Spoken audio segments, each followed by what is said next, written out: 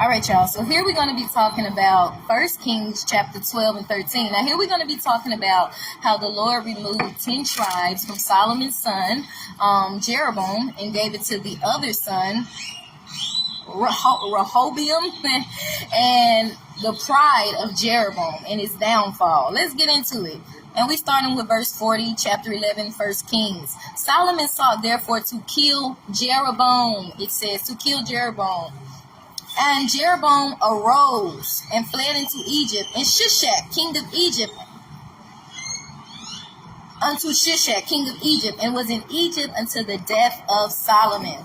Hold on, this is almost dying, and I just need to bring a little bit more light into it, because it's rainy and it's dark out here.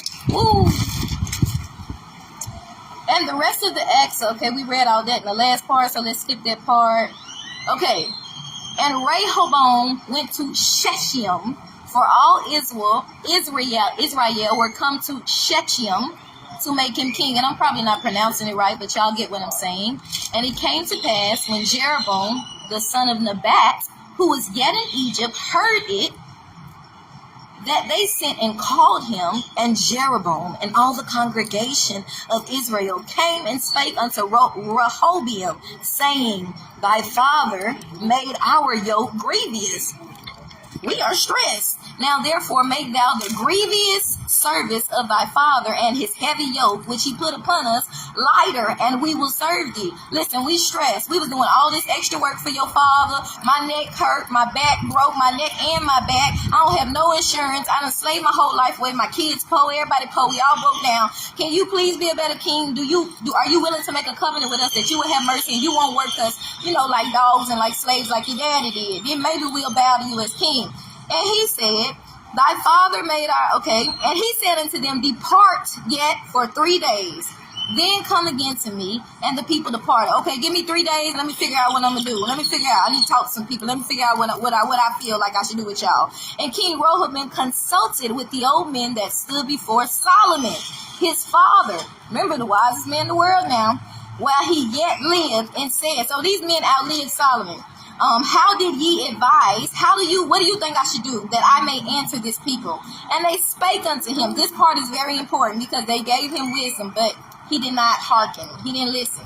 And they spoke unto him, saying, If thou wilt be a servant unto this people this day, and will serve them and answer them and speak good words to them, sweet as honey, be a good king, be humble, treat them right, they God's people, then they will be thy servants forever. But he forsook the counsel of the old men, which they had given him, and consulted with the young men that were grown up with him, and which stood before him. But he forsook the counsel of the old men, which they had given him, and consulted with the young men that he had grew up with. What is that? The spirit of familiarity, the spirit of pride. These old people don't know what they talking about. Baby, I'm grown. What they this y'all time is past. Okay, we grown now. We in our 20s and 30s. We run this. Y'all, what you talking about? Listen, they gave him the right advice, but this is what he said. And he said unto them, now he done left the older men now. They don't know what they talking about. They old, no. It's their time up. And he said unto them, What counsel give ye? Now he talking to his homies, the people that he grew up with, the young folks that don't know nothing, Because the thing about most older people, especially when they're in Christ, and these were men that were with Solomon, so they were servants of the Lord, they have wisdom. And they got more wisdom than us young folks. The young folks are prideful, foolish, quick to speak, quick to fight, quick to fuss, but we wind up in trouble because we're ignorant, we're young, we don't know. That's why it's good to listen to the counsel and the wisdom of the older people, because they done been there. But then God done delivered them so they can tell us what to do and what not to do and how to handle these situations to avoid going to jail, to avoid getting killed, to avoid, getting caught for not paying taxes or cheating on somebody. Or, they got all this wisdom because they done been through it. So they know the right way to do it because they did it wrong before us so that we don't have to. But he forsook that.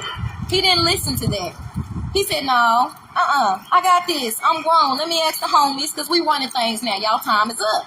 So, what counsel give you that we may answer this people who have spoken to me, saying, Make the yoke which thy fathers did put upon us lighter. And the young men that were grown up with him, listen to this, spake unto him, saying, Thou shalt speak unto this people that spake unto thee, saying, Thy father made thy yoke heavy, but make thou it lighter than us, that thou shalt say unto them, My little finger shall be thicker than my father's whole hand. So he said, baby, you thought my father's hand was heavy. You thought he worked you like a slave and a dog. Baby, you ain't seen nothing yet. That's what he said. He said, baby, you ain't seen nothing. Baby, this little finger finna do everything that my father did and more. 10 times, 20 times, 30 times more. Baby, what it is, what it shall be, what it will be. Pride, pride, pride. So what do you see operating in that? Pride. So Solomon basically replied to him, you thought my father's hand was heavy? I'm finna do everything he did to you 10 times worse. In a spirit of arrogance, in a spirit of pride. And we see that operating in the youth. But why older people tend to be a bit softer, wiser? Because they've been there. They've done it before. Okay, so what can we learn from that, young people? Listen to elderly people that are saved, that have the Spirit of God, that are wise, because everybody's not a hypocrite. Because they've been there and they've done it. They can tell us what not to do. So we don't have to go that way because they done already been there. So don't be prideful. Don't be arrogant. Don't be on that, oh baby, I'm grown. You 21, you ain't grown. You don't know nothing about nothing. What you done been through? You ain't been through nothing. Your parents still paying your bills. Your cell phone bill and everything. Baby, you not grown.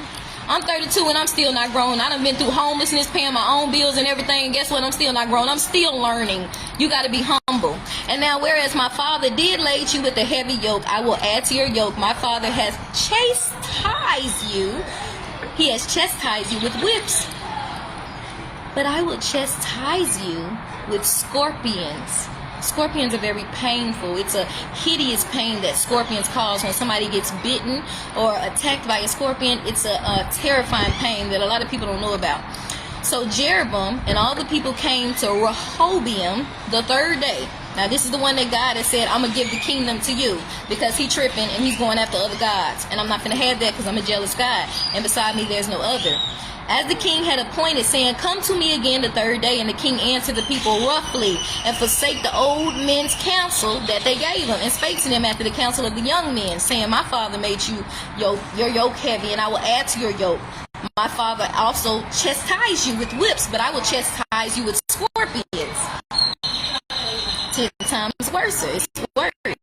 The punishment is worse. The pain is worse. The suffering is worse. Pride, arrogancy. Wherefore the king hearkened not unto the people for the cause of the Lord, that he might perform his saying, which the Lord spake by Ahijah the Shilonite unto Jeroboam the son of Nebat. Remember, God brings down the prideful and exalts